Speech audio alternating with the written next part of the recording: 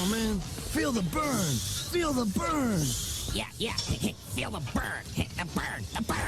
Yeah. Feel it. What up, Mike? Toronto. VK on the beat. Check. I'm in Toronto where you wanna get the city love. I'm from Toronto where you wanna get the city love. I'm in Toronto like we wanna get the city love. My city love me back for my city love. Welcome to episode 1482 of Toronto Mic'd, proudly brought to you by Great Lakes Brewery, a fiercely independent craft brewery who believes in supporting communities, good times, and brewing amazing beer. Order online for free local home delivery in the GTA. Palma Pasta. Enjoy the taste of fresh, homemade Italian pasta and entrees from Palma Pasta in Mississauga and Oakville. The Toronto Maple Leafs baseball team, the best baseball in the city outside the Dome. Join me on May 12th. That's next Sunday, 2 p.m., first pitch. It's the home opener at Christie Pitts. RecycleMyElectronics.ca. Committing to our planet's future means properly recycling our electronics of the past. The Advantaged Investor Podcast from Raymond James Canada. Valuable perspective for Canadian investors who want to remain knowledgeable, informed, and focused on long-term success. Season 6 of Yes, We Are Open, an award-winning Moneris podcast hosted by FOTM Al Grego. And Ridley Funeral Home, pillars of the community since 1921. Today, making his Toronto Mic debut, is Bernie McNamee. Welcome, Bernie. Thank you very much, Mike. Great to be here. It's great to meet you. I just recorded with a gentleman you know, Simon Dingley. Oh, yes. So, good friend. Since he's listening right now, say some nice words. Tell me about Simon. Well, I was just at his retirement bash. I guess that was, 2 weeks ago? So what was that like? Like I want to know the story of what went down at Simon's retirement bash. Like, were there lampshades on heads? What was going on there? It didn't get that because these are TV types, right? I'm radio. And that's what we do. We do the lampshades and the disrobing and all of that kind of stuff. But, no, it was fun. It was fun. Simon had a great turnout. He was so popular and everybody wanted a piece of him. I only got a chance to talk to him for a very short period of time. I was with another former colleague, Donna Tranquata, and we were at CKO together, all three of us. So we went, and it was fun. We're right across from the CBC. But as I said, it was mostly television types, and I know a few of those, even though we were integrated with TV news quite a while ago. But it was fun, and Simon was having a great time. So they now intermingle now. You radio people are now like spending time associating, fraternizing with the TV people. Well, yeah. It happened a few years ago. Yeah, as you can see, I've got some disdain in my voice. Right. We used to be separate years ago. It was right. National radio news, national television news, and cost cutting, cost saving, that kind of thing. We all came together in one big happy family. Not so much.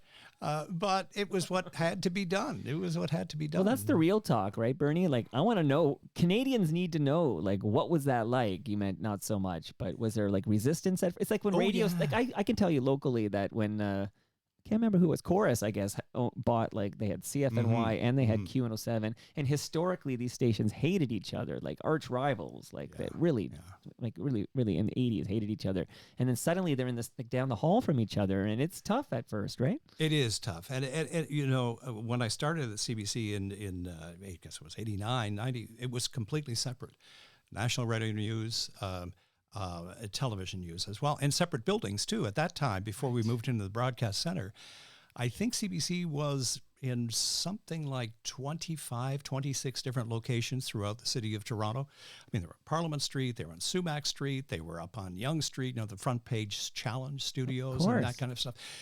So, and we were on, the National Radio News was on Jarvis, the old, I guess it was an old, was it Branksome Hall, a girls' school. Okay. And it had something to do with the during the war as well.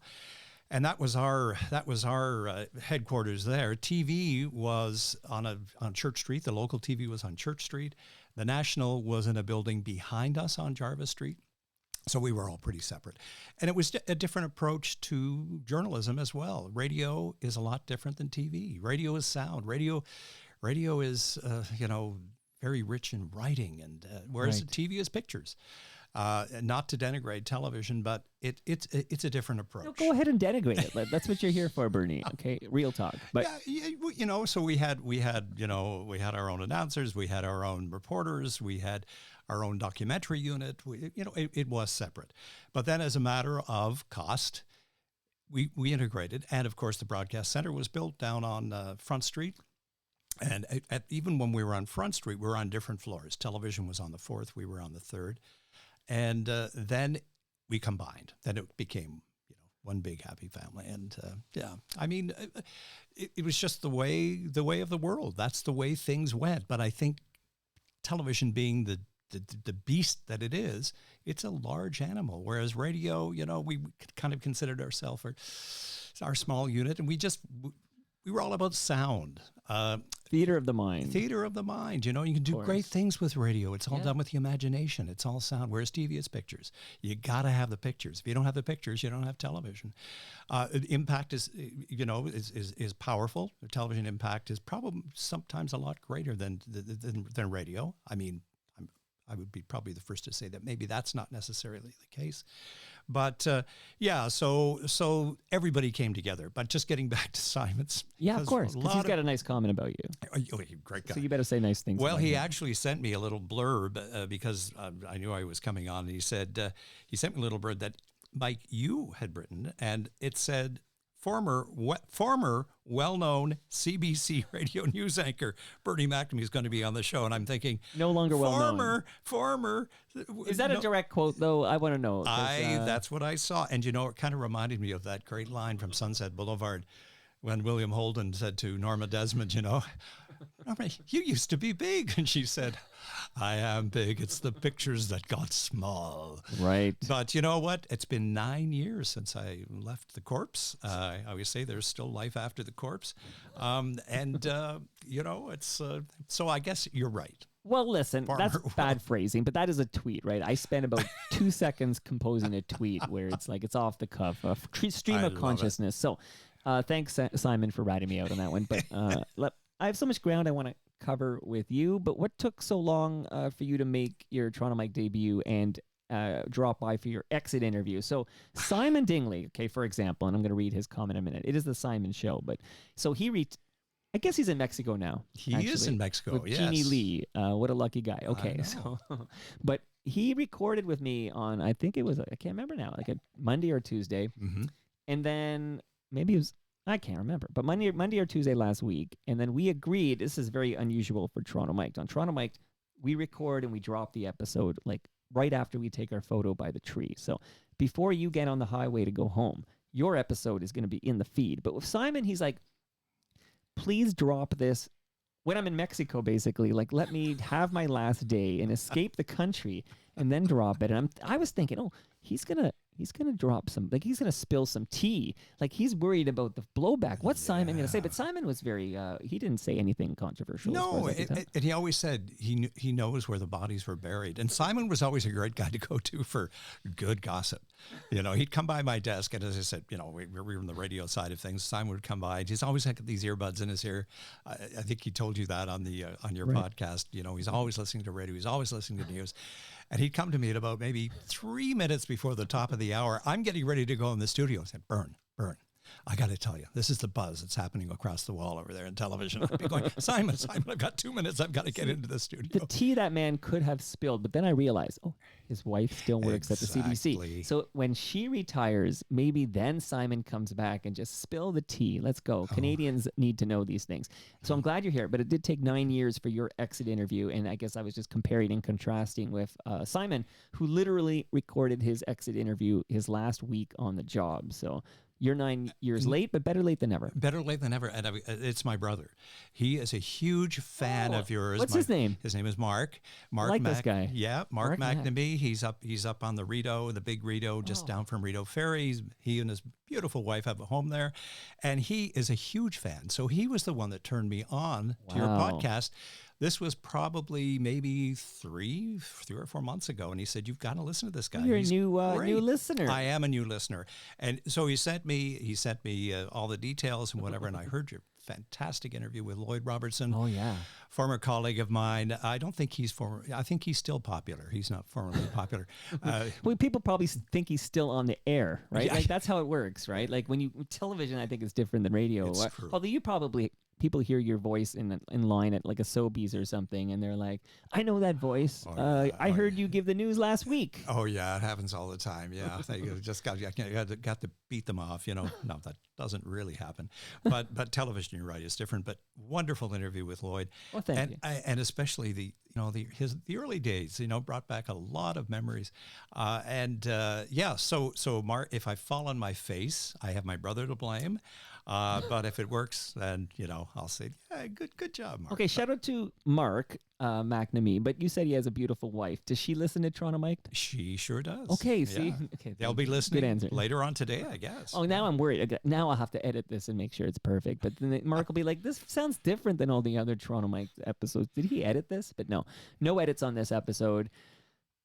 I have a note from Gare Joyce, who I just drove to Montreal last week, and on my way to Montreal, I popped off the 401. I popped off at Kingston to meet Gare Joyce for a coffee, because Gare Joyce, Toronto guy, is now a Kingston guy. This happened during the pandemic, but he's a great sports writer. He is. I was going to say he was once a great sports writer. There we go. That past tense again. He's still a great. There's a show I love called The Wire.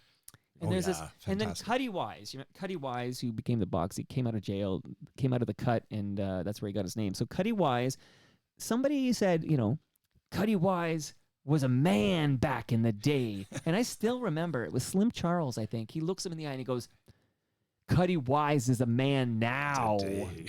Yeah, and I'm like, that's a great line. Cuddy Wise is a man now. So Mark McNamee, thank you for listening. Gare Joyce, I mentioned him. He wrote in and said, "Ask him if he knows a Bernie McNamee who worked as an tech IT guy at Rogers for years. He was an ex-classmate at what used to be called Rye or something." So there you go. Oh. So Gare Joyce went to school with a guy who worked at Rogers in the IT end of things, whose name was Bernie McNamee. Did you ever get confused? Never. I don't know the name. No. So nobody ever said to you, "Hey, can you fix my computer? I hear you're good at this stuff." Oh, yeah. Not so good, because we just had an incident. I brought in a CD with some highlights of my career, and you put it in, you said it doesn't Well, work. let me tell the story. This is how it went down. I got a note from you just this morning, I'll point out. So I'm all set for Yes. you, and you're like leaving St. Catharines. St. Catharines, right. Awesome. Shout out to City and Color and Alexis on Fire. Okay, so you tell me, I have some audio clips on a CD. That's what you said. And I'm like, oh, I've never played audio on a CD live on the podcast before, because I'd have to do a thing. And I said, okay, I'm going to do that thing. It'll be fun with Bernie McNamee if we play his CD stuff live. So this here I'm pointing to is a CD player. All right. It plays CDs, audio CDs. And then I connected this to the board, and I have a channel open up. In fact, I see now it's still open. I'll mute it because I think it could get interference. So there's a channel here I opened up, and I'm like, yeah, we can play things on this device live. I was literally playing CBC Radio One just on the live stream just to test it all out. So you give me the CD, I pop it in, and it says no CD. And I look at the CD. It's a CDR, not an audio CD. So this old CD player cannot play a CDR. I need like a computer to do it. But the darn computers we buy today don't come with CD-ROMs. Like That's there is right. no ability to slide a CD into this MacBook here. So we can't play what's on that CDR. Well, you're lucky it wasn't a reel-to-reel that I brought in. I mean, I'd go back Well, all maybe not that so much. way. I'd get one of those that would work, right? Like I feel like you should have said, I have a CDR. I know. My I know. fault. My It's all bad. Bernie's fault. My bad. So The other Bernie wouldn't have made that mistake. Yeah, that's right. That's right. All right. So before I get to it, I want to get you to CKO Radio. I also want to find out your origin story. Oh And I my also gosh. want to, like a very interesting thing, when you were at CFTO. So people might not even know you were at CFTO. You're not just a CBC guy.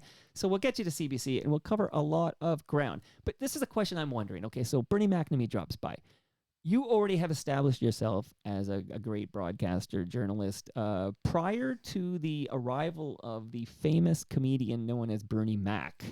So when Bernie Mac arrives, and the Bernie Mac show was very popular, shout out to Ridley Funeral Home. Bernie Mac no longer with us. But what was it like? Did people start calling you Bernie Mac? Yeah, I got that a lot. And Mac is MAC, right? Yeah, and right. I'm a Mick, MC.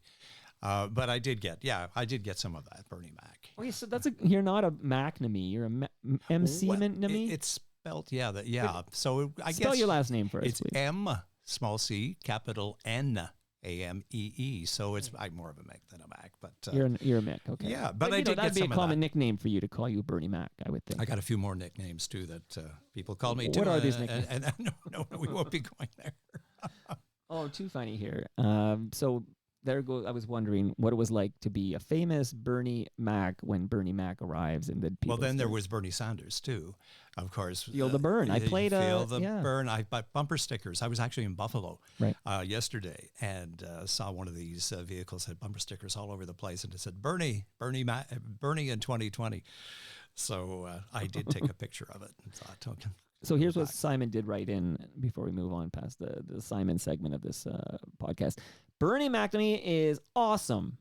Worked with him at CKO Radio when dinosaurs roamed the earth. Boy. So your job, Bernie, before I get to his next point, which is a CFTO point, get us to CKO, please. Like, when did you realize you wanted to be a broadcaster? You wanted to be on the radio? Give us the origin story. Well, way back. I didn't know Marconi. Actually, no, we weren't buddies. But similar to what I heard Simon saying too it was very early on. I loved radio.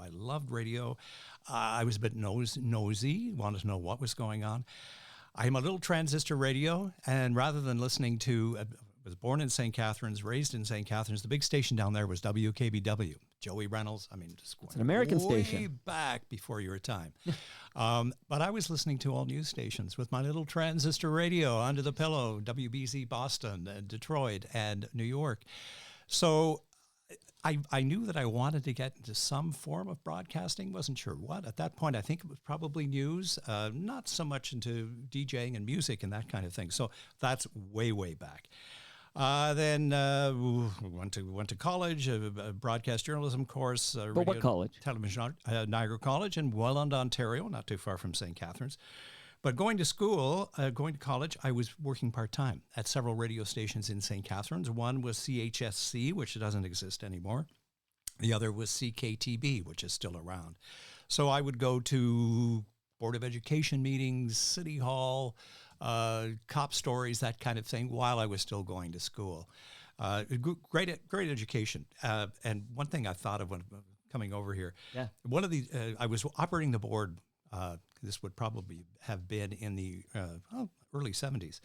There's a sportscaster down there at CKTB. His name was Tommy Garrick. Big sports town, St. Catharines, with the Blackhawks and the Rex Steimers and Jack Gatecliff, the big sports columnist. But Tommy Garrick was reading the sports. I was operating the board. He used to come on around 11 o'clock, and he would read basically scores. And it was local. He did some of the national stuff too, but it was mostly scores. Lacrosse, baseball, hockey. I mean, everything under the sun. It would be maybe 15 to 20 minutes of him just reading, no clips, just the scores. He was a great. I think he was a farmer. He had a farm outside of town, but a big sports fan. He had 15 minutes. So I'm behind the board, and he's grumping and growing and whatever. And at one point, he looks at me, and I can see him across the glass. And I'm thinking, oh, he wants me to turn the mic down. I'm trying to get the mic down in time. He lets out this belch like you can't believe that went on for a couple of minutes. I didn't save him with turning the pot down. At the end of his 20 minutes broadcast, he came across the glass and he says, "Son, that'll be a lesson to you. Never eat an apple before you go on the air." And I said, "I'm sorry, Mr. Garrick. I'm so sorry." He said, "Don't worry about it." He says, "It's natural. It's a human thing, but don't eat an apple." And that stuck with me. No apples before your broadcast. No chips, no milk, coating your mouth, all those little no carbonated beverages. Oh, that's what does it to me, man. Yeah, it's like a good little hint. So those were the early days. Yeah, CHSC, CKTB. 610 was eventually many years later purchased by Bell Media, who just sold it. Yes, That was one of the yes. many AM stations that were sold by Bell recently. Any thoughts on that? Like, Bell has basically come out and said that they don't see radio as like a viable revenue generating. It's sad. It's source. sad, Mike. I absolutely. You know, you don't want to live in the past, but radio stations, local newsrooms. I know Simon touched on that as well. At that time, at CKTB in St. Catharines, active, 4 or 5 different reporters covering stories. Right. It's gone. It's gone. And I think of students at journalism schools now, like, where are they going to go? I mean, that's where you learned the things Cut and your you teeth made somewhere. You can't start in Toronto. This is well, of course, everybody wants to, right? And that just doesn't happen. It does happen every now and then. Once in a while, yeah. Kind of a fluke, but yeah. So it is sad. It is sad, and but it's the way that things are going, right? Yeah, it's radio is in trouble, and it's partly my fault, right? It's the internet and streaming, and like, people are getting their music on demand, streaming, curated playlists, right? And then if they want content, they're often opting for podcasts, which have a greater good podcast. There's a million podcasts out there, but the good ones have a greater authenticity to them. You can hear, Bernie Mac. I'm going to call you Bernie Mac now. Is that okay? That's okay. Bernie Mac, Makes long me form cool. conversation. Yeah, cool is good. So. And what about Interesting. news too? I mean, I know young people are getting the news, TikTok, Instagram. They're not reading the papers. They're not getting it on. Well, the CBC, of course, still big.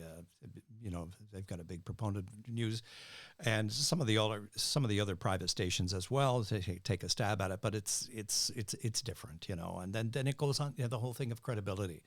Are you going to be getting your, credible news from sources such as TikTok and Instagram? I'm a great promoter of saying, read the papers, go online, New York Times, Boston Globe, Toronto Star, Globe and Mail, I mean, it's important to know what's going on. I think. Yeah. What were you going to say there? I think it's important to know what's going on in the world. Well, it's important that when you do source out your news, that it's from a source that has some sort of journalistic standards that are deployed, right? Like for example, news from TorontoMike.com. I don't have, I do have, ethics where I need it to be corroborated and I need it to be from a good source. But at least with CBC, and I do consume quite a bit of, I should just disclose this off the top. I'm wearing my CBC radio shirt that my daughter bought me because I'm a CBC radio head. Okay, this is my station. It's a great logo too. It's the old. Yeah, I love it. I love it. That's the Radio a really Canada old one. logo. This is a like faux retro, as they say. So created to look like the old look. But I do consume most of my news now via podcast, but it is, of course, the World at 6 and all the different CBC news programs that are just podcasts now, so I can hear it on demand when I'm on a bike ride, basically. So, and that's great. That's fantastic, but I'm just not sure. I think you're the exception to the rule. You might be right. Yeah, and then I hear this, the phrase fake news being bandied about now and then. That really cuts me to the quick, because I think, once you lose confidence in what you're hearing, what you're seeing, if you're not believing it, then the battle's over. The battle's over. Okay, but we must fight. But we'll talk more later about what lies ahead for CBC in here, because you've been gone 9 years now. So Simon was not even really gone yet when we had the chat. But you having 9 years, and you can maybe share your thoughts and perspective later on what lies ahead should the Conservative Party of Canada form the next government, which by all accounts looks like is an inevitability. I've got one vote, Bernie, so I'll do my best over here, but it looks like it's an inevitability, and what that will mean for CBC, and we'll talk about that. But please, get us to CKO. Oh, okay. So after college, I had a summer stint at CFRS Simcoe, Ontario. CFRS, we used to say, it's communicable. Of course, management didn't like that too much, but that was a summer stint, and I was basically more DJing there. And I realized I wanted to get into news. I used to see them over in the news department doing serious stuff, and I thought, got to get into news. So upon graduation from Niagara, my first job, CKNX-TV and radio, Wingham, Ontario. One of my instructors in Niagara basically worked in Wingham, and he said there's an opening there for a newscaster reporter yeah, I think you better go for it. And I thought, Wingham. I didn't even know where it was. I mean, Well, where is Wingham? Let's tell people, like me. Yeah, it's just, I'd say it's Midwestern Ontario. I'd say north of Waterloo.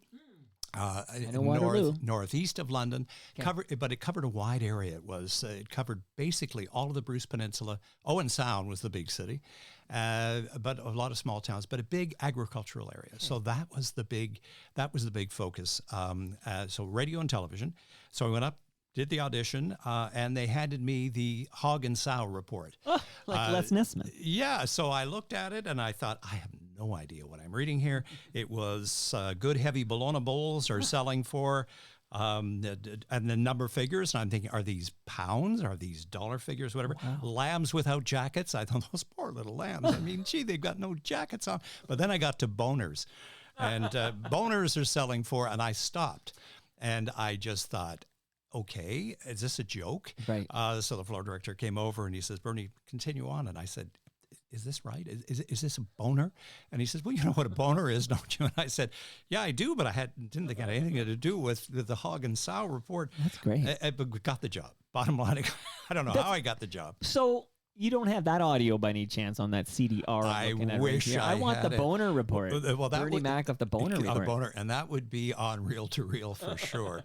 Yeah. We just kind of forgot about the boner report, but That's wild. Had a great time. Worked there for a couple of years, reading the news and also covering agricultural stories and traveling the distance. And of course, there was one hotel in town called the Manor Hotel. And we're all young and whatever. We were basically, the unwritten law was, do not be drinking at the Manor Hotel because you're on TV. You know, we can't be having these trusted broadcasters having a few drafts at the Manor Hotel on a Friday night. So we used to head down to Teeswater and all these other little towns, Kitchener, you know, because I don't think our signal went to Kitchener, but fun times. Yeah. So CFR, CKNX, and then. So you were on television though. It was television so and at this radio. moment in your career, Bernie Mac, are you thinking maybe TV is the path for you? I was kind of, my first love was radio. I really, really loved radio. And on the TV side, I mean, you know, the suit, the tie, the makeup, the whole thing, you know, how you look, you can't go on camera looking a little. Yeah, but you're a good-looking guy. Over. Like, I feel like right. somebody might have said, hey, you know, you're a TV guy. Yeah, well, it was interesting. It was interesting. But no, the first love was radio. And then after that, I went to Ottawa. Hit the big national capital, CFRA in Ottawa. It was the chum station in Ottawa. I think it was 1975 to 78. Interesting story. My first drove up to Ottawa. It was July 1st. So went to Parliament Hill, saw this going. So I'm coming from Wingham, Ontario, the small, you know, village. And then hitting July 1st, Canada Day, hundreds of thousands of people on Parliament Hill. And I thought, I'll go into the station. Just to kind of say hello and climb myself, because I was doing the overnight newscasts. Right. So I was, you know, graveyard shift. So I went in, buzzed, went up to the newsroom, met this gentleman who was doing the shift. And I said, hi, my name is Bernie. I'm going to be starting here on Monday. And he said, oh, you are? What are you going to be doing? And I said, well, I'm actually going to be reading the news on the overnight shift. And he said, I had no idea. Wow. It was his job that I was Oh, my God. They had neglected to tell him that I'd be coming in on Monday, his job. And this terrific guy, he trained me. He had to train me for the next 2 weeks, knowing he's on the way out. So that was a kind of an eye opener, radio, private radio. You're in a cutthroat industry, is what you learned. Industry, yeah. So then you're trying to get to CKO, right? Yeah, but you know, take your time. This is So Ottawa for a couple of years, 3 years, I think it was 78. Left Ottawa and then came to the Big Smoke. Okay, is this CFTO first? No, CKO? no, CKEY. Okay. CKEY, 590. Right. Hired as a newscaster reporter, down on number 1 Yonge Street. You know, I thought I had died and gone to heaven. Going down there, going up the escalator, we were on the top floor. Everything was glass. And there were people working there like Pierre Burton, Charles Templeton. They used to have the dialogue, Burton Lewis, Tom Gould, Joe Morgan, Pete McGarvey, Lynn Gordon, Bob Payne, Brad Diamond, Ian Brownlee. It was, I thought, gee, I hit the big time here, you know. So I'm going to be a newscaster / reporter. And the boss there at the time was a gentleman by the name of Taylor Barnaby. Hap Barnaby was his nickname. He brought me into his office, all covered in glass. I'm looking at it, seeing these people running around. Beautiful view of the CN Tower. And he says to me, "Oh, I got one thing to say to you." He says, "Don't F up." Because if you can swear on the show, Bernie. We need an F-bomb from Bernie. Let's hear it. Yeah, my poor mother, she'd be looking down saying, you can't do it. But basically he said, yeah, don't F up because you know what? I won't fire you. They will. And he's pointing out to the newsroom. And now, talk about confidence. I was confident going into it thinking, I'm just kind of like, I think I just wet my pants. But it was fun. It was fun for... Are we in the... Where are we in the timelines? Are we in early 80s here? Yeah, I went to CKUI in 1978. So is Deanie Petty gone? Yeah. There? Oh, Deanie Petty. Deanie Petty had just left. And of course, she was famous, the pink helicopter. Yeah. But the woman who took over for Deanie Petty after Deanie was Diane Pepper.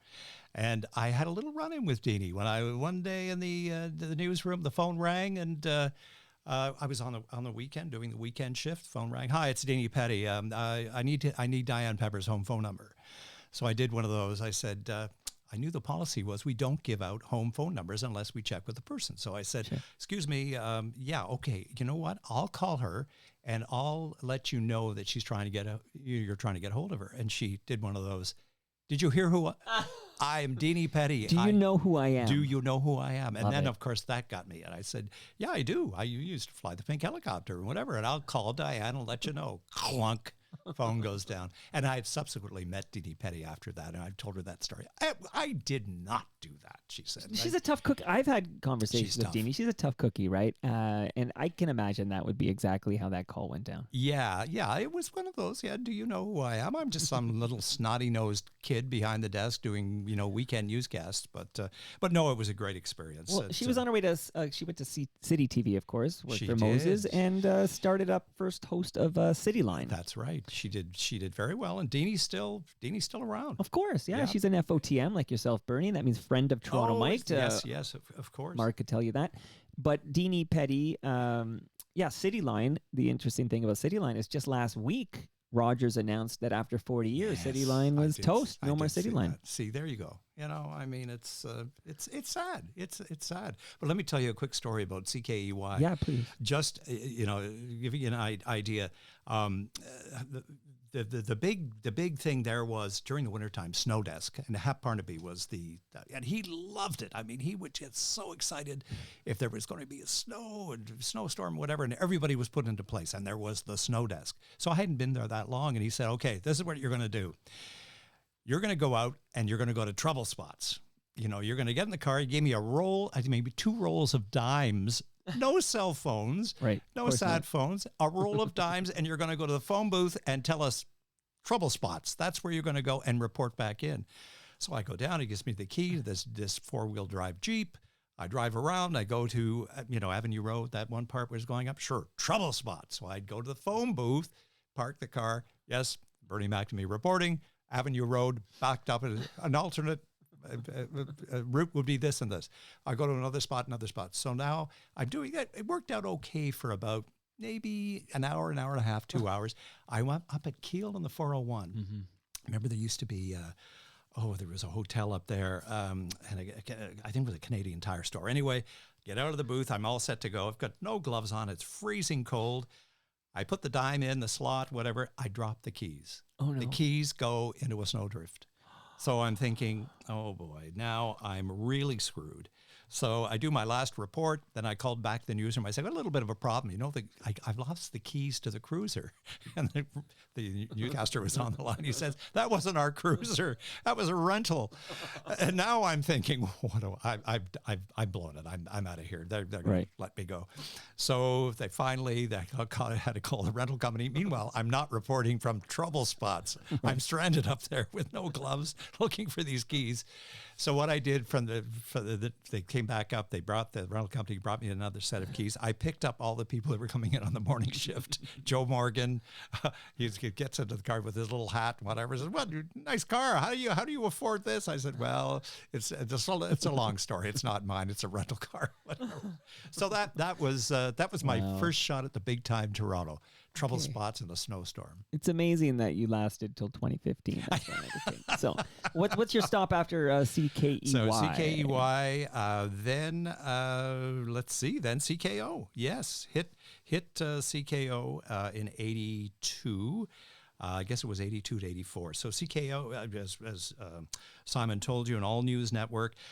They really tried hard. They were working on a dime, basically speaking of dimes, they were working on a shoestring, but a lot of people had gone over from CKEY, including Hap Barnaby, Ian Brownlee, a bunch of us had gone over to try to make a go of it, to try to make this. They had been struggling for a couple of years. It was a network. I mean, they had stations in Halifax to Vancouver, all news, all the time, 99.1. So I was hired, and one of the reasons, too, they said Monday to Friday, $30,000. I mean, which was a huge amount of money. And what might that be today? I know you don't have your inflation calculator in front of you, but approximately, just to help us out. Maybe, I don't know, it was inflation. Would it be close to 100? Would it be maybe 80, 90? I mean, it was money I'd never heard of, but it was an adventure. I met a lot of great people there. Simon, Heather Evans, Georgie Binks, Donna Tranquata, Andrew Coyne. Was the business reporter.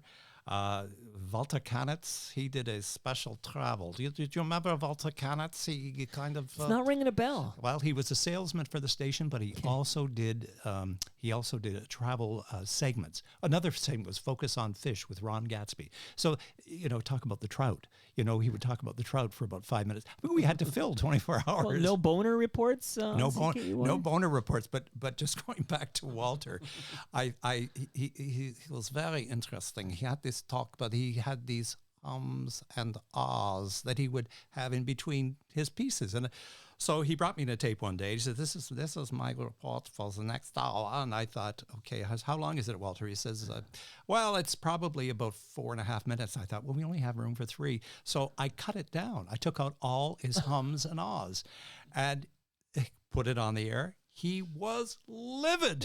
He said, what are you doing? He says, that is my trademark. Right. I survived, though.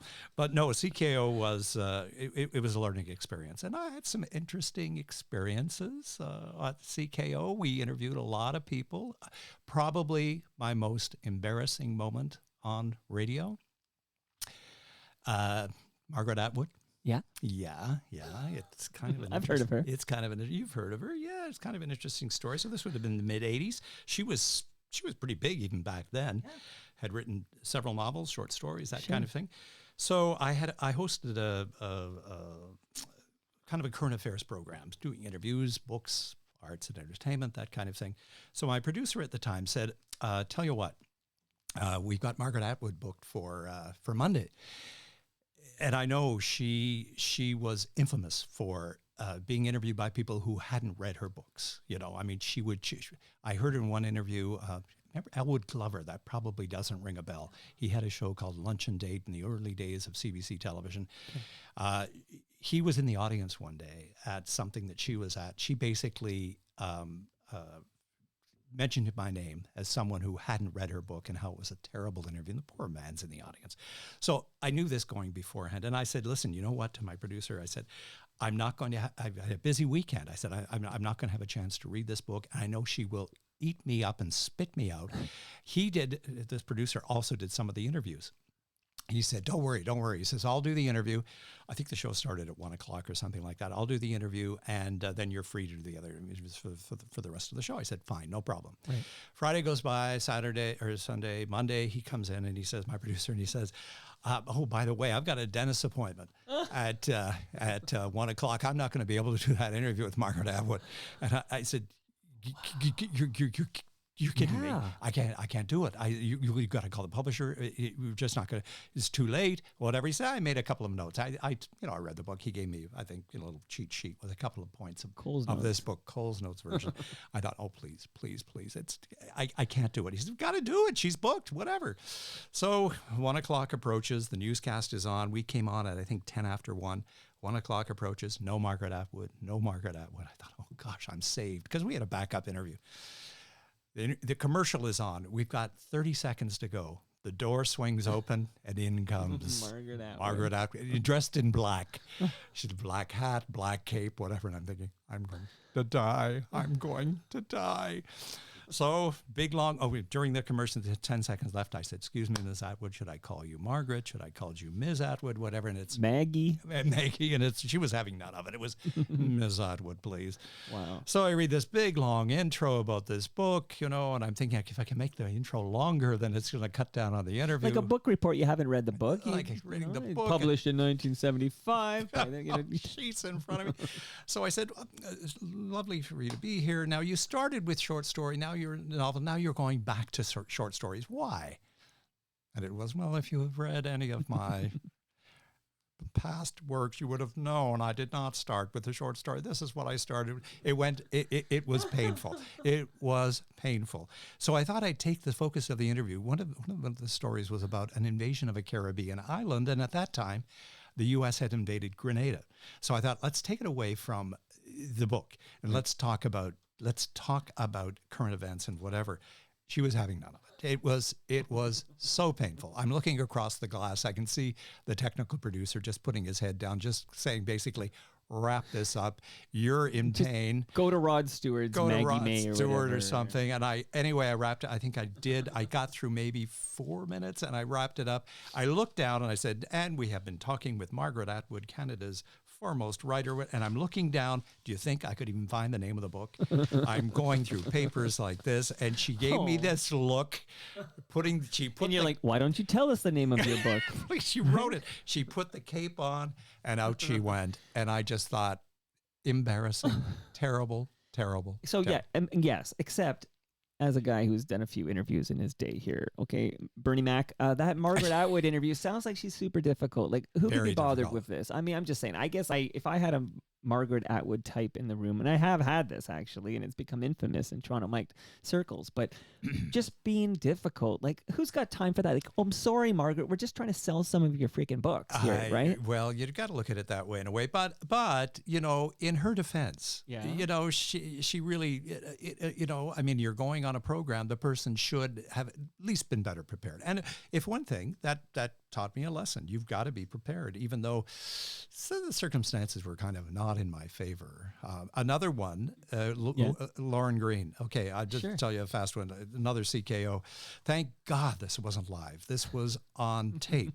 So producer came and said, okay, Lauren Green's in town. He's going to be promoting, Lauren Green, the voice of doom, the CBC, I mean, the icon. It's a big one. Cartwright. So they said, Lauren Green's in town. He's promoting, I think it was Wild Kingdom or one of those animal shows. Yeah, and I used to watch on CBC television Sunday nights, I believe. He narrated this, whatever. Lauren Green is in town. We were going to set him up for the interview, whatever. So we'll do, pre-record it, and it should be fine. I said, yeah, it would probably be great. I mean, I think he's getting on in years and whatever, but fine. So we arranged the time, call him up. I said, Mr. Green, it's Bernie McNamee calling from CKO. We're all set for the interview. Come on up. And I said, beg your pardon? Come on up. I'm in room 407. And I said, Mr. Green, I'm not in the hotel. We're doing the interview by phone. By phone, Mr. Green. 407's the room. 407's the room. Are you downstairs? I said, no, Mr. Green, I'm not. Now the tape is rolling. I'm not downstairs. I'm not downstairs. I'm on the phone. By phone. Yes. Okay, fine. Big, long intro. Yeah. Lauren Green, Canadian broadcasting legend. Yeah. CBC, went on to Pa Cartwright. That's this big, long opening question about, Mr. Green, did you find it hard when you left Bonanza to shed the image of Pa Cartwright after all these years? Silence. Did I what? Mr. Green, did you find it hard to shed the image of Pa Cartwright after all these years? Did I shed what? Oh, no. It's bad to worse. Yeah. So I tried the interview. We actually ran out of tape, and I had to go and do a newscast. It was one of those things. I said, Mr. Green, I've got to call you back. I've run out of tape. What? I'm in room 407. So Slam got the phone. I hung up on Lauren Green. I hung up on Lauren Green. The newscast or the publicist called me up about 10 minutes later. They said, "How dare you? You hung up on Lauren Green." I said, "One thing you didn't tell me. Right. Lauren Green was almost totally deaf Right. at the time, you know." And she said, "Well, he's a little hard of hearing." And I said, "Hard of hearing? Anyway, I said, probably would have worked better one-on-one, face-to-face, we could read some lips and everything." Sure. But that was not not a shining moment. Nothing against Lauren Green because, he was here to publicize. I think it was the publicist who should have, So another shining moment. He was set up to fail. And so were you, fail. actually, on that note. And I did. Another shining moment in the days of CKO. Yeah. So did you ever have a successful interview? It sounds like, Bernie, you ever have a good one? Well, yes, I think I did. They kept me on for a few years after that, surprisingly enough, But we were down on, when I first went over to CKO, we were on Adelaide Street. And I remember, because going from CKEY with this sparkly, high-tech, beautiful building down to Adelaide Street, I remember they had shag carpeting on the walls, and the place was a dump. And I thought to myself, oh my gosh, $30,000 Monday to Friday. I don't think this is going to work. But then we moved to the Carlton Inn on Carlton Street. I guess it was the mezzanine level, brand new studios, this and that. So it was kind of a step up. And you got to meet Simon Dingley at I got to CKO. meet Simon and a bunch of other people who were just, they were absolutely wonderful. And good memories, I mean, it's the people you meet, right? And the experiences you had as well. Right. Now, is CFTO your next stop? It is. So and that's television, though. Yeah. So, I after, a couple of years at CKO, and I knew the writing was on the wall. The money just wasn't there. And they had closed several stations. And I thought, I think it's going down. I think they lasted for about another year and a half. And most of the people, luckily got work. But there was a job opening at CFTO. You're right. A lot of people would probably say, "What is that?" Channel 9, Cable 8. The Gen X knows. Gen X and older, well aware. Yeah, absolutely. They're well aware CTV of it. Toronto now. It's the CTV Toronto station. Yeah, so I thought, another try at television. So I was hired as a lineup producer and general assignment reporter. First of all, just as a lineup, and then general assignment reporter. Interesting. My first day on the job was Harvey Kirk's last day. Wow. That was 1984. I remember going into the studio, and I was so impressed. Of course, Harvey saying goodbye, that legendary broadcaster. And then... As discussed on the Lloyd Robertson Yes, episode. and then Lloyd became the solo anchor, of course, after he had left CBC. Sure, he left the National, yeah. But wonderful, so television, I thought, let's try this out. They're way up in Agincourt. I'm living downtown not downtown, Broadview in the Danforth area. Mm-hmm. So it's quite a hike up to Agincourt every day, and especially as a reporter, because this is the day before satellite trucks, the day before cell phones. We had these big phones that, you touch base with the newsroom. But you basically had to go back to the station to edit all of your stories. So you'd be downtown invariably every day. First of all, drive up to Agincourt, drop your car off, come down with a cameraman, do the story, drive back to Agincourt on pressure of deadline. They'd be at you. You've got the lead story. Where are you? I'm stressed out hearing about it. Yeah. Totally stressed out. I mean, to the point where you'd be writing in the back of a cab to go back to the station or in your own car, and I had a stick shift at the time, writing the story, listening to your clips, and them screaming you on the two-way that you've got the lead. And if you didn't make it, come hell or high water, you better be back in time. It was very stressful. As a matter of fact, one of my colleagues, Kelly Crow, she was actually, she rear-ended someone on the Don Valley Parkway while she was trying to get back to write her story. Right. But, so it was TV. It was, as I've been reminded of many times, because at the time I'm watching City Pulse on City TV, Mm-hmm. but I'm constantly reminded by the CFTO people that drop by that CFTO was absolutely the most viewed newscast in Toronto, not even close, right? Number one, but the big credo there, if it bleeds, it leads. It was chasing ambulances. It was going It was local news. It was going up to, poor mothers that had lost their children in a car accident or something. How do you feel? Sticking a microphone in somebody's face. It was a good experience, as I said, for the television side. One interesting story. I know you've had Ben Johnson on your... Just a couple of weeks ago. He and was I've wild, been reading all about Mary Ormsby's book and everything. Very interesting character. This is before the Olympics in '88. So he was, breaking all kinds of records. He set the world record. I think it was 87 in Rome, I want to say. That was the world record? 9.83. Oh, my gosh. Good for you. Yeah. Well, this before the Olympics.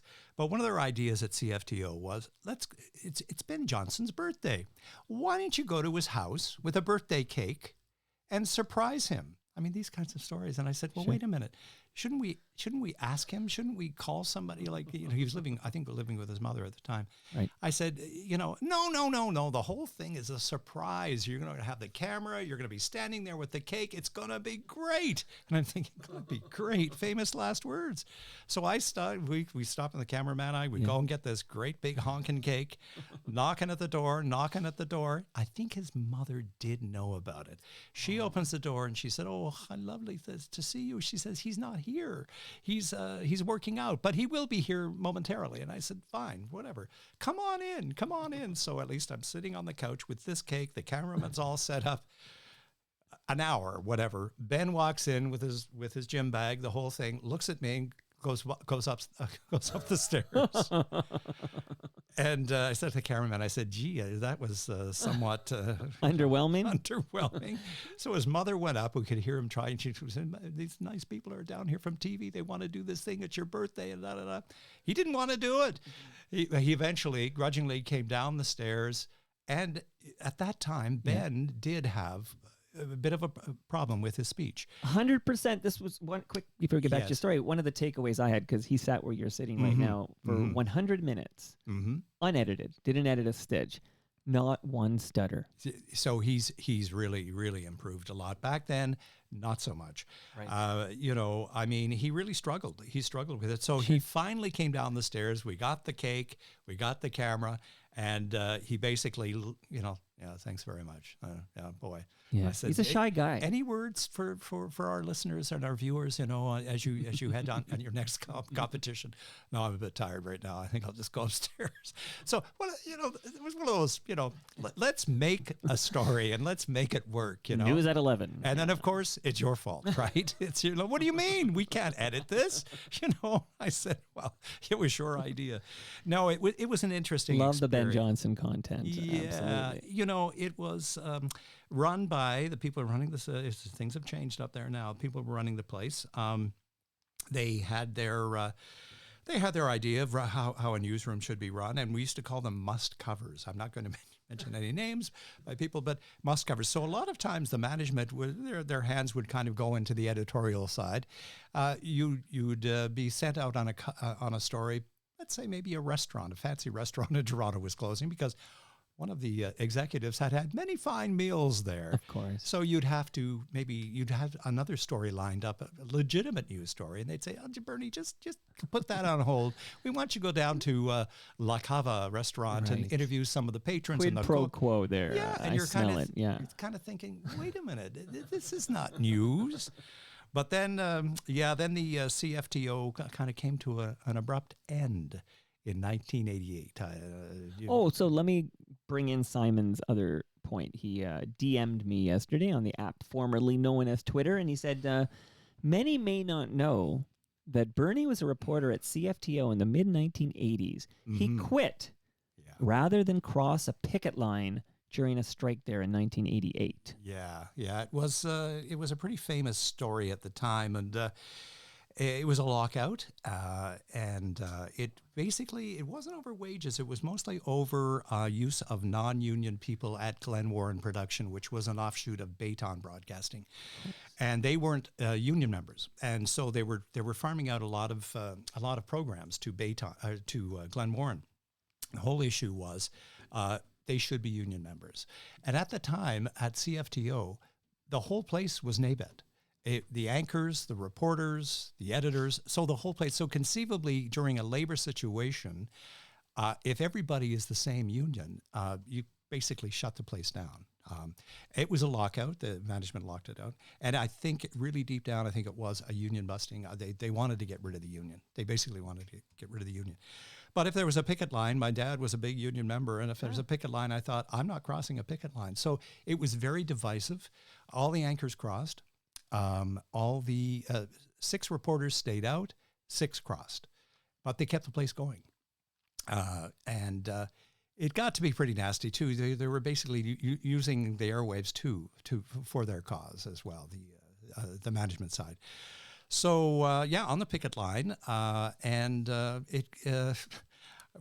what we did, we're up in Agent Court with picket signs and this and that. Right. Not a lot of people see it, and they were. You see it from the 401, right? I feel 401 and McCown Road. Right. So you can drive right by. So you're up there like nobody's. You're not getting really any. In other stations, of course, we're covering this story as well.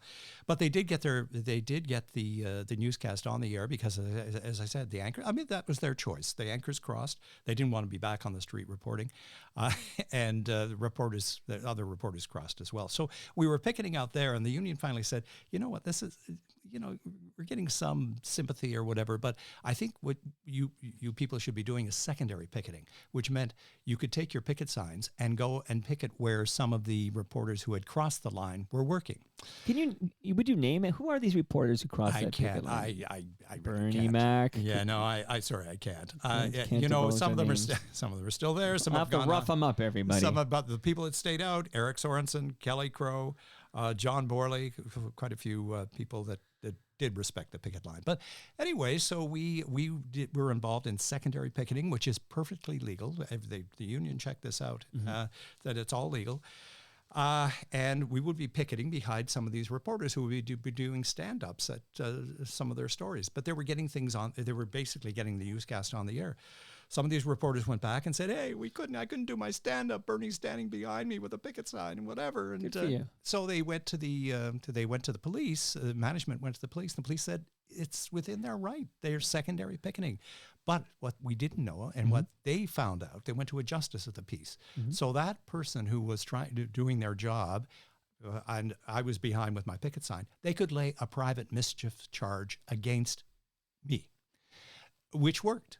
It worked in the sense that we had to cease and desist. We were arrested. There were 7 of us. We called us the group of 7. We were arrested and charged with mischief. My folks were at home that night watching television. Their lead story that night was, there are warrants out for the arrest of 7 locked out employees of CFTO, including Bernie McNamee and whatever. And I didn't see the newscast because I was out picketing.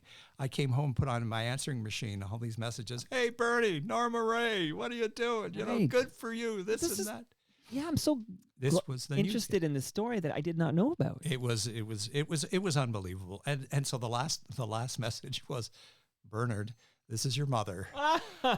Your father and I just saw the newscast. Are you okay?" Right. So I'm hearing all of these. Oh my gosh, that's my phone. That's okay. You can't even hear it on the mic. You can't hear really. it. It's just a nice little gentle background music as we tell the story. It's as I go to hell in a handcart, you can hear my wind chime. I just want footage of the perp walk. Bernie Mac. Well, it's walk. true. I did. We were, and I called the union. They said, "Yeah, they read your name on the air as well as 6 others. You're going to have to be fingerprinted. You're going to have to turn yourself in. The CFTO-7. Wow. And we're going to have to cease and desist." It actually worked. It was a very shrewd move on the part of management because it worked. So there I was, Old City Hall, sitting there after being fingerprinted, and I'm sitting beside. Do you remember the Peace Lady who used to stand over the Don Valley, the bridges? Peace Lady, famous Toronto character. Famous Toronto. She had a banner. She was all in white and whatever. So I'm sitting in court with the rest of the group of 7, and I'm sitting here, and beside me is the Peace Lady. Oh my God. So I looked. What a Toronto moment. And I knew her. I said, "Oh my gosh, you're the Peace Lady." She said, "Yes, my son." And I said, "What are you in for?" She said, "Mischief." And I said, "Me too." You know what a great story that is. And again, you just named this, so you're not going to name those who crossed, but you will name those who are part of the CFTO-7 here. Who was with you there again? Oh gosh, I know. Who is the 7? of the one. 7. Yeah, Well, the 7 that you will name. Well, I'm trying to think. Kim McNaughton, Dave Kotick. Now, these were mostly. I was the only reporter that was arrested, so you probably wouldn't know these other names, but you know, I mean, it just went to show you that they really wanted to bust the union at this place, and the lockout was eventually. Bottom line was I left. I thought, can I go back to work? At that place. And they brought people in these buses with blacked out windows, and it was very ominous. It was eerie. And once they had come to a conclusion, they came to an agreement. Yeah. Lockout was over. I think it went on for another. It was a pretty rough summer. I think it went on for a couple of months. I left. A month into it, I left. And that's 88. That's 88. Right. Shout out to Ben Johnson. Yeah, they actually had a monument in the lobby of CF. I don't know whether it's still there. I know this for a fact. It was a black bus under plexiglass. Basically, bottom line was we won. Wow. But the part that concerned me was that using the airwaves, though, for to lead the newscast with people that have been working for them, and arrests, warrants out there, yeah. So it was pretty sad. So I thought, this is time. Yeah, I had my television experience, and I was ready basically to try something else at that point. Then I freelanced. For about a year and a half. I hosted several television programs, one based in Hamilton called Real Estate Today. It was a Bradford production, Brad Diamond. You probably know of Brad. He Motoring 88 and former sportscaster.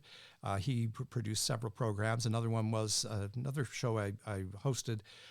This was strictly freelance. They would hire me for a couple of weeks, a couple of months at the time. A program called Travel Magazine, and we went all over the world. And it was television. It was syndicated.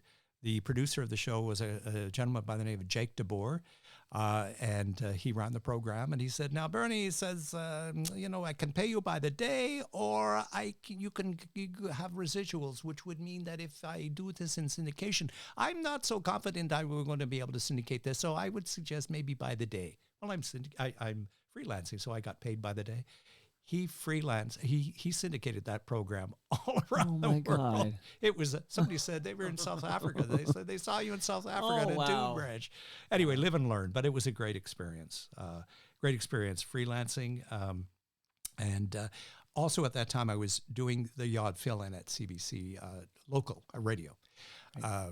And this is AM 740. Yes, on Parliament Street. Yeah, right. You're down there on Parliament Street and right in the middle of Cabbagetown, Right. Open concept there, a lot of people on the street would open the door and yell obscenities in while you were on the air. Interesting times. And so did that. And then the freelance market was kind of drying up. There's a big recession in the late 80s, early 90s. And I thought, better start looking at something a little more permanent. And then a staff position came up at CBC. Okay, so stop right there. I'm shouting out Meatloaf there. But so Bernie Mac, that took us an hour, but we're now at CBC Radio in 1989. But listen, that's the whole joy of the show is we can meander a little bit and get the details. And I'm very interested. So you are at CBC Radio from 1989 until 2015. That's right. And when you retired. So we are going to talk about that. But I'm going to give you some lovely gifts because you made the trek to be here all the way from St. Catharines. So all the way. Do you, Bernie Mac, enjoy Italian food? I love Italian food. You love Italian food? Okay, good answer, by the way. You can tell the truth. It's okay. It's in my freezer, but that lovely red box from Palma Pasta will be full when you leave here today, and it will have a frozen lasagna, and you have to just let me know what you think. I've had it before, Palma Pasta. Delicious. They're in Oakville and Mississauga. We often have events at Palma's Kitchen. And the patriarch of that family who started the business in the 1980s, he just turned 100 years old. Oh, Happy So birthday. shout out to Mr. Petrucci. But we love Palma Pasta here. Go to palmapasta.com. We also love Great Lakes beer. I have some fresh craft beer that's going home with you, Bernie. That's from Great Lakes. Oh my gosh, it's cold too. Yeah, well, that's because this basement's cold. That's what's going on there. So, as I learned from Troy, I produced the Between Two Fermenters, which is the official podcast of Great Lakes Brewery, and they teach you how to keep your beer fresh, right? So, you got a dark, cold spot is where you store your beer, and that's what you do if you can't have it in the fridge there. Okay, so you're taking home the fresh craft beer. I do want to tell all the listeners that we have TMLX 15 happening on June 27 from 6 to 9 p.m. And it's going to happen in the South Etobicoke location of Great Lakes Brewery. They'll buy you your first beer on the house, and then Palma Pasta will feed you. It's free to attend. You don't need to RSVP. You don't need to buy a ticket. Just show up at 30 Queen Elizabeth Boulevard in South Etobicoke, 6 to 9 p.m., June 27. Bernie, you're invited too. You and your partner could drop by and have some Palma Pasta and some beer and hang out with the listenership and some other great FOTMs. All right, I've got that written down. Got that written down. Okay. Mm-hmm. There's a measuring tape courtesy of Ridley Funeral Home. Oh my goodness! Pillars They're going to measure my body. You can do what you wish with that. All right. Thank you. Since I brought up Ridley Funeral Home, I actually have a little bit of music here for us here. Please, fellas, we need you.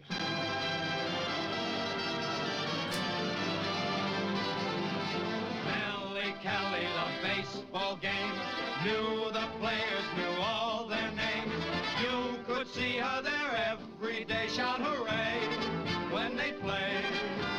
Her boyfriend by the name of Joe said, to Coney Isle, dear, we'll go. Then Nellie started to fret and pout, and to him I heard her shout, hey, take me out to the ball game. Take me out with the crowd. Buy me some peanuts and Cracker Jack. I don't care if I never get back. Let me root for the home team. If they don't win, it's a shame. 'Cause it's 1, 2, 3 strikes, you're out at the old ball game. Bernie, any idea whose voices do we hear in this clip? Any guess? Well, Frank Sinatra. Frank Sinatra's correct. Yes. And who else? Gene Kelly. So it's Frank Sinatra, Gene Kelly. So from some famous movie, obviously. Yeah, Take Me Out to the Ball Game. And I'm playing it because on May 12th, that's this coming Sunday, the home opener of the Toronto Maple Leafs baseball team is happening at Christie Pitts here in Toronto. 2 p.m. start. I'm going to be there. Steve Paikin is going to be there. All right, Steve. I know You buddy Steve. of Steve's? Yes. Okay, shout him out. He's listening to us right now. Who else will I shout out? Wendell Clark, Rick Vibe, a couple of great Toronto Maple Leafs from the hockey side. We have to shout out Rick Emmett. We have to shout out Rod Black. A whole bunch of surprises. Mike Eppel is going to be there. Oh, Mike, I'm 680 all the time. I'm okay. a devoted listener. Listen, you're a devoted listener of Mike. Mike's a devoted listener of mine.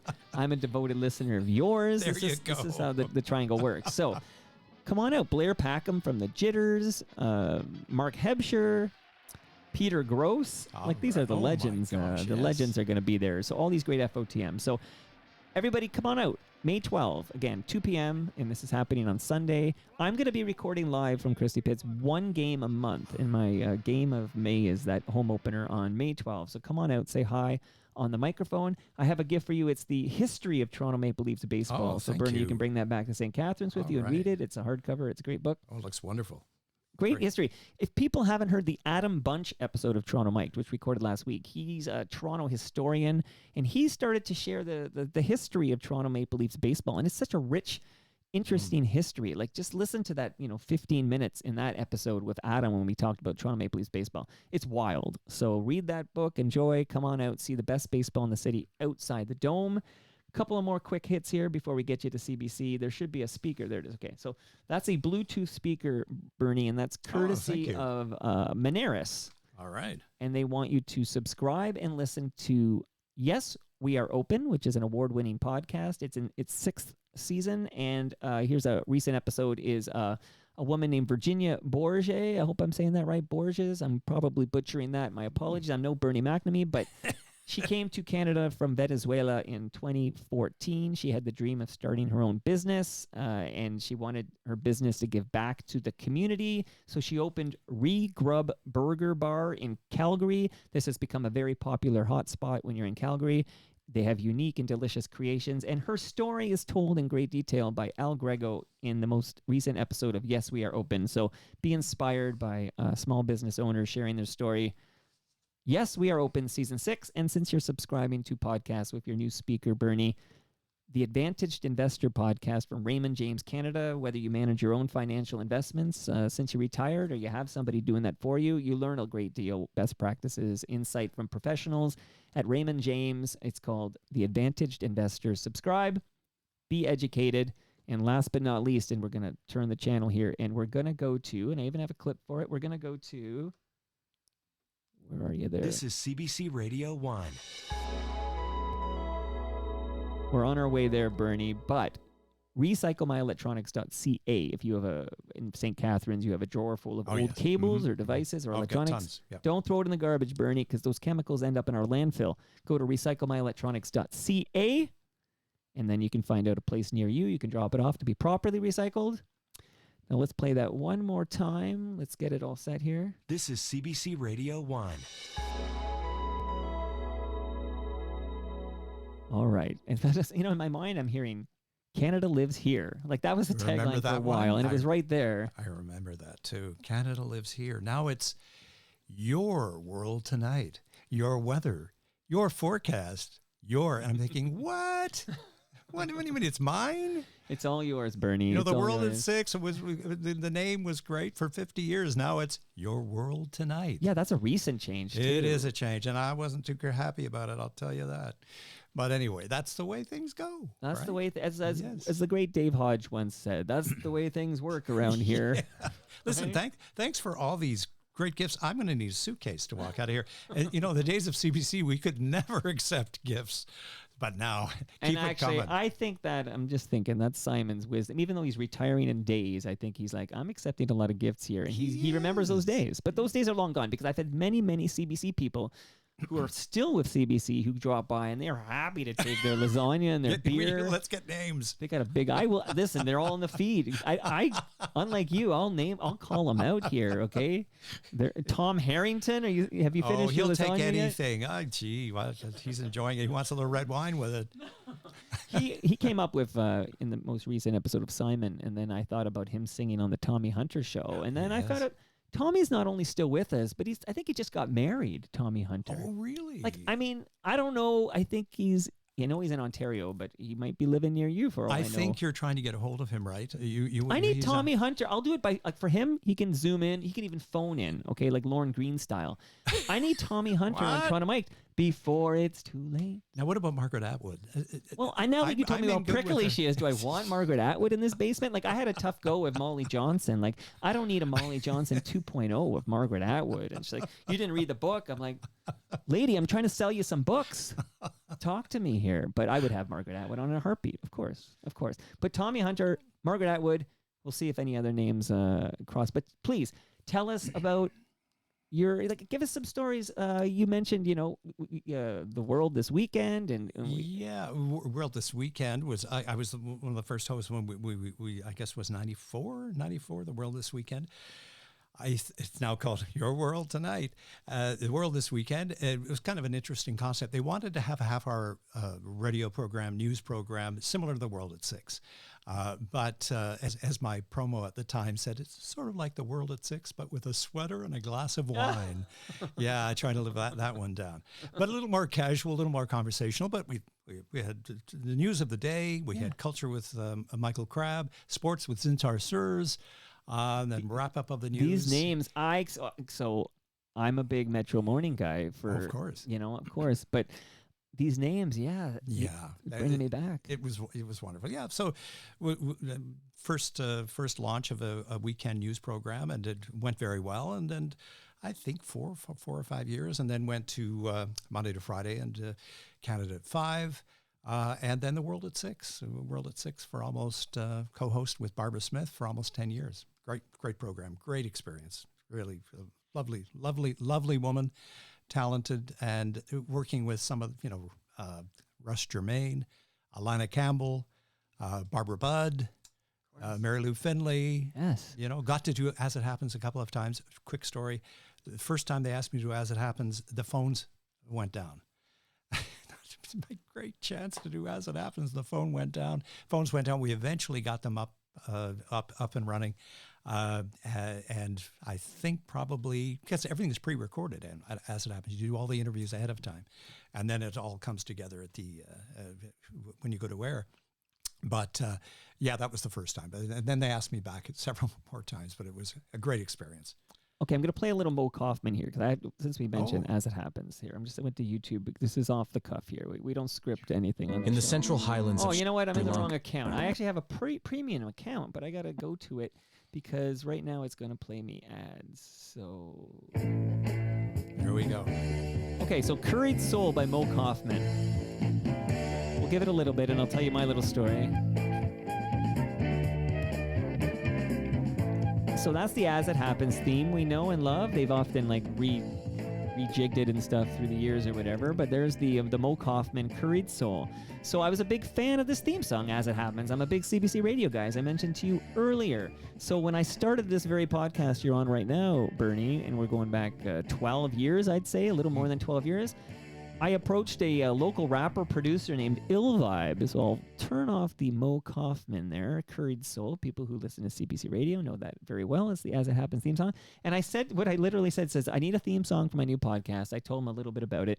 And I said, I want it to sound like a hip hop modern version of Curried Soul by Mo Kaufman. That was my request. So he played that. And this is what I got. I'll play it again.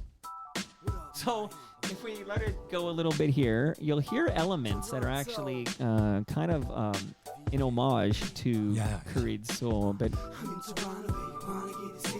do you hear it now? I like it, yes. Okay. Yes. So this is Illy. And, I thanked him very much, and I played it for episode 1, and here I am playing it for episode 1482.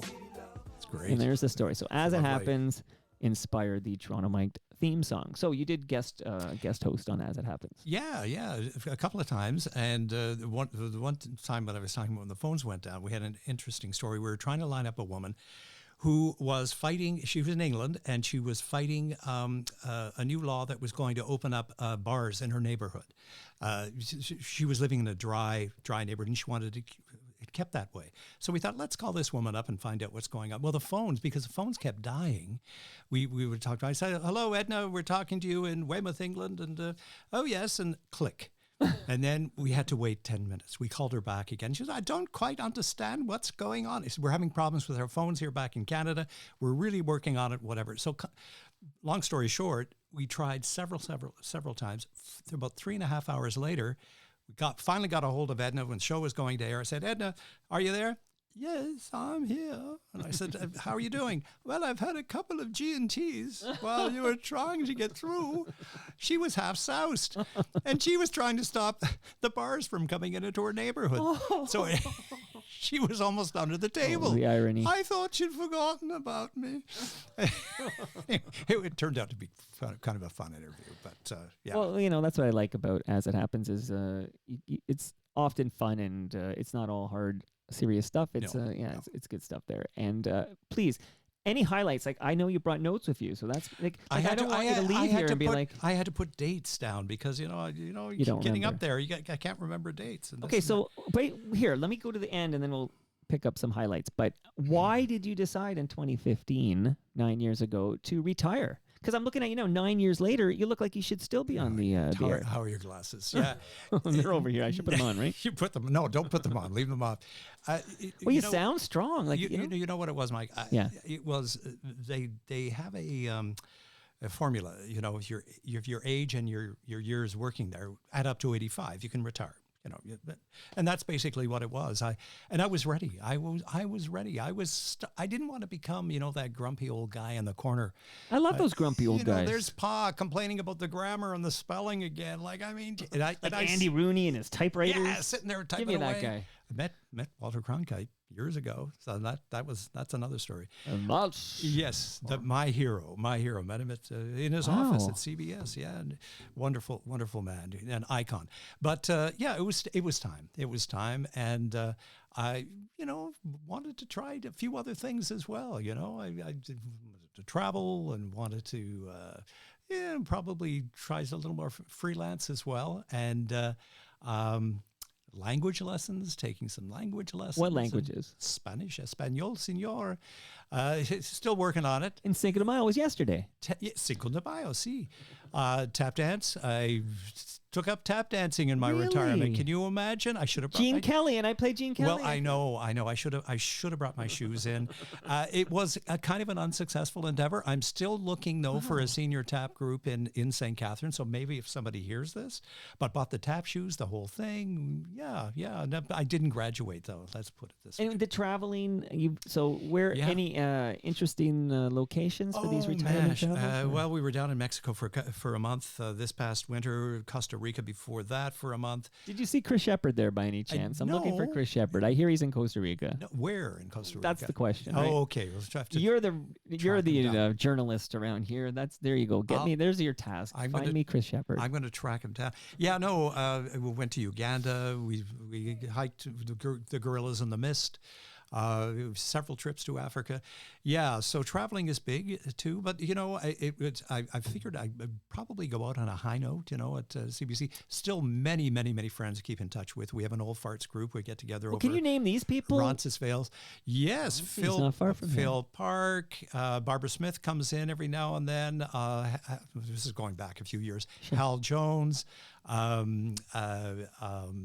Victor Johnston was a tech on the show on CBC for many years. Lorna Jackson, unfortunately, who just passed away. Wonderful voice on CBC, passed away too early. But we get together and we talk about a lot of times at cataracts and hip replacements and things like that. But compare your blood thinners. What blood thinner are you on? What are you on? The old days, But no regrets. It was a wonderful career. Got to travel. One of the highlights, we were talking about standing outside of the White House. 2008, Barack Obama had just been elected. First African-American president of the United States, and people chanting, thousands of people, yes, we can. Yes. Wonderful. So great opportunities. We went to China. I guess that was probably in the early 2000s, and we were opening a bureau in Shanghai with Anthony Germain. They sent a big crew over to China. We did all kinds of stories. The descent in China, economics, culture. It was wonderful. Yeah, and that broadcast won a bronze medal at the New York festivals in the best news magazine category. Yeah, we did. Good for you. And a lot of very interesting people. Interviews of. I think of one. Donna French was one of the interviews we did for The World this weekend. The mother of Kristen French. Of course, it was a tough one. It was it was one of those things. He had just been convicted, Paul Bernardo. You don't even really want to mention his name, but she wanted to talk about her daughter and her basically, forget about the crime, the terrible things that had happened to her, but talk about her daughter and the positive things. And she was absolutely, something like that. It's wonderful. I asked her at one point, I said, did you ever question, she was a very religious woman, and I asked her, I said, did you ever question your religion after what happened to your daughter, this terrible chain of events and whatever? And she said, I'll never forget. She said, when we're born, we're given free will. Some people choose evil. Some people choose good, to do good. She says, but I do think that God cried when he saw what happened to Kristen French. And just, fortitude and carrying on with her life and things like that. But that's heavy stuff. Yeah. Well, that's heavy stuff. Now, any on the other side of the spectrum, when you look back at those decades at CBC Radio covering news, maybe a happier, like your favorite, part of your career, maybe on the lighter side, if you will? Yeah, well, one thing that, interviewed, prime ministers and different politicians, actors, musicians, but one thing that sticks in my mind is an interview we did with a young gentleman. His name was Eric Averink. He was a young man, probably 18 years old, with a very severe disability. He had spinal muscular atrophy, and he was at the Children's Center in St. Catharines And they came to me and they said, he wants to make a documentary. He was bright. You know, he big science fiction fan. He wrote poetry, interested in politics, but he was basically on a gurney. He could move one finger, his ring finger on one hand, and operated everything on a computer. He wanted to do a documentary on how people perceive people with disabilities and how normally they're wrong. So we got together with a group of students at Niagara, my alma mater, and I was teaching down at Niagara as well. We put together a documentary. Eric was co-producer, and basically he wanted to get it. I think the title of it was I'm Not What I Am. I'm Not How I Look, or something like that. And it won several awards. And I think of him. I think of there's somebody with that big challenge ahead. Yet he still pursued, you know, his dream, and he was helping others. He helped others with, you know, he's unfortunately he passed away a couple of years after, but his mother wrote me a little note after she went with the documentary to one of the film festivals and won an award. And she said, you know, I was driving home the other day and there was a star in the sky and I thought it was Eric looking down at me. But somebody like that, somebody that has a profound effect on people and wanting to change things. Lovely. Now, Simon Dingley, we talked about him many, many times on this program. His ears have been burning in Mexico. But you know, it was a weird coincidence that we recorded it, but then I dropped it, and he in the feed, he's the episode before yours, and it was just a wild coincidence that his friend Bernie was going to make his Toronto Mike debut the next Monday. But I'm going to shout out a guy. Maybe you can say a few words about him, because he was scheduled to make his Toronto Mike debut earlier this year, and then a health scare postponed it. But he happily reported back to me the health scare is in the rear view mirror. Oh, great! And Robert Fisher is going to make his Toronto Mike debut. Yes. Any words to say about another voice that CBC heads will recognize? Wonderful, wonderful, Robert. Miss you, Robert. I know he's up in Portland. You know, I was talking about my brother on the Rito. He's just down the lake in Portland and been retired for some time. I've been following him on Facebook and in Instagram. Now, there's a broadcaster for you. And boy, is he going to have stories for you. And maybe he will tell you where some of the skeletons are buried. Well, especially at Queen's Park. Won't he be surprised? Yeah, I want to know where all the skeletons are buried. Shout out to Ridley Funeral Home. But won't he be surprised when I spend 90 minutes with him asking him, who crossed the picket line at CFTO in 1988? And he's like, I wasn't even there. I'm like, Robert, I ask the questions around here. Okay, don't pull a Margaret Atwood on me. So coming soon, again, for the CBC heads listening, you're getting a whole bunch of whack of good stuff here. And now that you mentioned, I won't name names, but I know I've had on this program, there are FOTMs who were reporters at CFTO in 1988 that you did not mention. You know, so I've already done this. I'm out of respect for you. I will not say the names right now, but I've already done a little bit of work on that in my head as we chat here today. All right, so what a great career. Any regrets? Like, did it all work out as you hoped when you were listening to 610 there in St. Catharines? You know what? I couldn't imagine it to have been any better. I mean, really, I always say it beats working for a living. My dad used to say to me, and my dad worked in a factory. You know, he worked in terrible conditions. He had to. His six or seven children at home. My mother was a teacher, whatever. He worked very hard, and he used to say to me, and he was very, very proud. And there was nothing better than when you sit in his van listening to The World at 6, and there's his son on there. But he used to say, they pay you to flatten your gums? Absolutely. It was a pleasure. Quick question I've always been curious about is CBC Radio versus CBC TV. TV pays better? Is that true? Or is that a common misbelief? It all depends on you. No, it's actually union scale. Everything's union, and then you have your additional remuneration if you can negotiate, whatever. But generally speaking, it's pretty well the same. Pretty well, unless you're the biggie, like right up there at the top. Like you were a Peter Mansbridge or something like that. But he's doing okay before Rogers took over our hockey coverage, like a Ron McLean or a Don Cherry. Oh yeah, that's the stratosphere. We're talking. Yeah. But us lowly types working in the trenches. You know. Well, I suppose prior to Rogers taking over Hockey Night in Canada, that Don Cherry would have been the highest paid. I'd say so. I think on-air CBC person. I'd say so. Yeah. Very interesting. You a hockey fan by any chance? Yeah. I was devastated. I was in Buffalo watching the game in the Irishman pub in Williamsville, New York, and saw the sad situation. Oh man, with the that Leafs. set play. So that's an overtime goal, and Oh boy, Lindholm, I think it was, but that bank off. It was one of those things where I'm watching live. It's overtime, and I'm like, how did he end up, with nobody between him and the goaltender with the puck? And then you kind of break it down like this Zapruder film, and you're like, okay, there's a Riley Marner kind of lapse. This is a set play, like they know the boards. This is their home arena, and that board, the bounce off that board is wild at that spot, and he nails it. And then of course, should Pasternak have been able to receive that pass off the boards, or should the goaltender Samsonov have played the puck? And it's at that spot where you can kind of see why he doesn't play the puck. But anyway, typical Maple Leaf ending here. You think heads are going to roll? You think? I can't imagine heads don't roll. There's a new guy in charge at MLSE. Keith Pelly is now the man in charge. So I guess Keith has to decide what he does with a gentleman who, much like Peter Mansbridge's wife, went to the high school I went to, Michael Power. Right? So Brendan Shanahan attended Michael Power High School here in Etobicoke.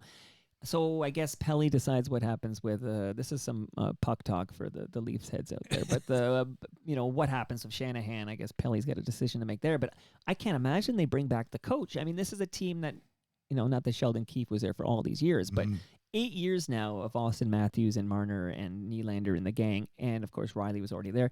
And 8 years, one single playoff round victory in 8 years. It's not happening. Yeah, that's wild. Yeah.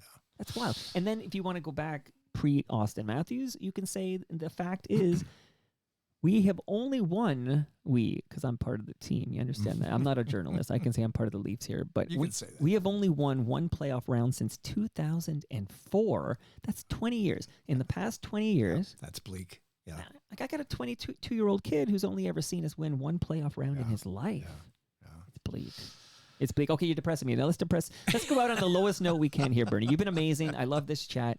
Loved it. You got your lasagna, your beer, your book. I've got my suitcase. I've got I've got my measuring stick. CBC doesn't give swag like this, that's for sure. You're telling me. As Tom Wilson tells me. You're lucky to get a coffee. Well, that's what he says. He comes to go like, come here, I get this great lasagna. This is Tom Wilson from Junk. I can't do it Tom Wilson, obviously, but although that's where I just saw Dave Hodge at the Tom Wilson musical in Hamilton. He's got it's called Beautiful Scars. I heard it's fantastic. I was there for the premiere. Saw some great people, including Stephen Brunt, and I want to shout him out because he will be also at the Toronto Maple Leafs home opener on May 12th, and he'll be sitting down with me on the mic. Stephen Brunt. I got questions for him about what the heck the Leafs should do. Because say hi to Stephen for me. He's a terrific writer, and met him a couple of times. We'll do that. But what do you, Bernie, have to say about the next government, federal government? Let's just look ahead and assume that the Conservative Party forms the next government, and Pierre Poilievre becomes the prime minister. He is basically, I think he has pledged to defund the CBC. Please, I want to know your perspective on this because I know you follow this closely. Haven't been there for so long, and you have friends still there, I'm sure. But that's what I said to Simon. Your timing might be perfect here, but what do you see? It doesn't look good happening for the CBC. Yeah, well, it doesn't look good. And he's at these rallies, and he basically, when he gets on the CBC, and they're chanting, as well as axe the tax, axe the CBC. I'm as you know, I'm very personally involved with. Well, your bias has been disclosed. Yeah, it's been disclosed, but I think there's a need. There is really a need for the CBC, and everybody's cutting back. Private radio, private broadcasting, print. Everybody's cutting back. They're going to be cutting back at the CBC as well. But I think there's a need for a public broadcaster. It's not a spokes. No, there's no interference. This is something there isn't, and people like you can attest to, right? You don't get a memo from the government, be it Stephen Harper's government or Jean Chrétien's government or let's say Justin Trudeau's government, asking you to not cover this or cover this. There is no interference. There isn't, and I can honestly say that. But I think the perception out there is that there possibly could be that if anything. The CBC is probably more anti-government than any other broadcaster. Right. But I think there's a need for it. It's well worth it. Television, commercial television, that's a whole other matter as well. Whether they should be doing, some of the programming, the reality TV shows that they're doing, Family Feud. I've personal feelings about that. No, I'm with you because where in the television side, I feel they're at their best when it's, for example, the Olympics, for example, or like I just watched some like World Athletics stuff on GEM. I was watching like a Diamond League track meet and stuff, and I feel like this is a great role that the CBC can play. But investigative journalism, I mean, Right. And radio, of course. I mean, I'm biased towards radio. They're still doing a great job. I mean, they've had to cut corners as well, but I think it does. It sounds like a cliche, but it does bind the country together, especially when you travel outside of the big cities and you get in some of the smaller centers and you realize that it's a big part of people's lives. I know that the writing is on the wall. We'll see what happens, but there you go. I had a good kick at the can. Your timing was pretty good too there. But I always wonder when somebody suggests like, like Justin Trudeau's, like it's his state news or something, and CBC is biased. And I always say, I always wonder. I said, so when we had like a decade of Stephen Harper rule in this country not that long ago, so during those 10 years, it was a conservative slant, and then and then none of it. They always have no answer. Like, oh no, like it's just Trudeau's thing. It's like exactly. And then as many people point out, if it's snowing outside, it's like Trudeau's fault anyway. It's like this seems to be the move here. Now, what kind of music do you listen to, Bernie? Oh, I love the old stuff. I love old jazz. I love blues. Big fan of Bonnie Raitt. Okay. Big fan of Alison Russell. Yeah. Is up and coming rising Canadian star from Montreal. Broadway. Sinatra. Nice. Okay, I just bring up music on our way out here because I close every episode of Toronto Mic'd with a song from Shakespeare My Butt by a band I love called Lowest of the Low. To be or not to be, that is a question. I have a T-shirt that says Stratford Festival. Okay. Hey, once again, shout out to Peter Mansbridge. I'm sure he has a home there. Okay. And Ron Sexsmith lives in Stratford too, speaking of musicians. But I bring up Lowest of the Low because I close every episode with Rosie and Gray. But there's another great song on Shakespeare My Butt, which we're listening to now. I'll tell you the name in a moment. Let's let Ron Hawkins tell us. Hold on. Put a 6-inch blade inside her all the same. She couldn't possibly know why.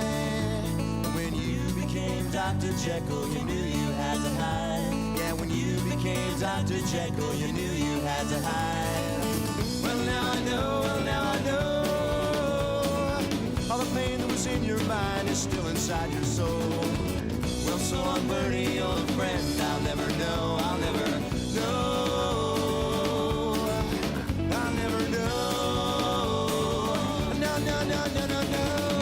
You're the beast inside. This song is called So Long, Bernie. Okay, you need to know this stuff. As a Bernie, you need to know all the Bernie content. So Long, Bernie, great song by Lowest of the Low on Shakespeare My Butt. The same album that has this song, Rosie and Gray. So thank you, Bernie. This was fantastic. Mike, it's been a pleasure. Thank you so much for inviting me to your basement and all of this loot. It was a real pleasure. And that brings us to the end of our 1,482nd show. You can follow me on Twitter and Blue Sky. I'm at Toronto Mike. Hey, Bernie, is there anywhere in the social media universe where you maintain a presence? I'd say Facebook, Mike. Yeah, see me on Facebook. Bernie Mac Instagram. on Facebook and Instagram. Much love to all who made this possible. Again, that's Great Lakes Brewery. That's Palma Pasta. That's recyclemyelectronics.ca. That's Raymond James, Canada. The Toronto Maple Leafs baseball team. That's Moneris and Ridley Funeral Home. See you all later this week when my special guest is radio veteran Danny Kingsbury, who I'm having on because he was the program director at CFNY in 1989, and Ivor Hamilton, very angry he wouldn't play Pixies. This was discussed recently with Scott Turner. So maybe CBC's got the heavy lifting, doing the major news, what's going on in Gaza, what's going on in Ukraine, all the important stuff. I will focus on why CFNY did not play the Pixies in 1989 with Danny Kingsbury, who, by the way, brought Humble Howard from Montreal to Toronto and created Humble and Fred, a podcast I literally produced this morning. So it all comes together. Danny Kingsbury, that's Wednesday at 11. See you all then. Well, you've been